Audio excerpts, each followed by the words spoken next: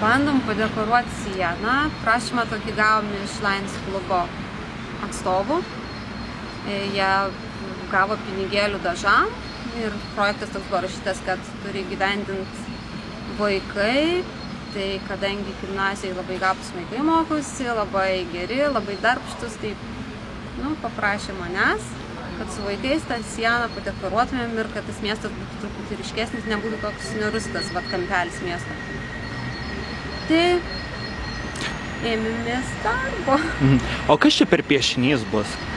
Piešinys truputėlį diktavo sienos faktūrą, kadangi yra grubi, tai kažkokio realistinio piešinio iš tikrųjų nekėlėm savo tokio uždavinio, kad realistinis piešinys būtų, o pasirinkom tokį rytietišką, galima sakyti, stilių, kada dominuoja fone tokios, kaip pasakyti, saulėlydžio spalvos ir atsiranda dekoras toks juodas truputėlį, kad dekoratyvus sprendimas, vienu žodžiu, rytietiškas šiek tiek. Kadangi negalima labai išgauti kažkokio subtilaus piešinio, nes labai grubus tinkas. O žinau, kad turės būti dar paukščiai kažkokie. Taip.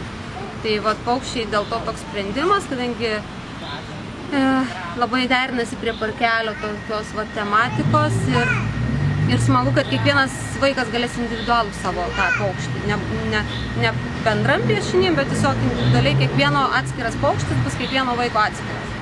Tai galės ateiti vaikai ir tiesiog nupiešti savo paukštį? Ne bet kokie vaikai, o tie, kurie pasidarė, reiškia, trafaretą tam skirtą, tokį siluetinį paukščio piešinį, tai jie atsineštų trafaretą ir su juodais dažais, ar dar neapsisprendžia kažkokiais pilkais, tą piešinį paskui užneša ant sienos. O kol kas tai fonas daromas.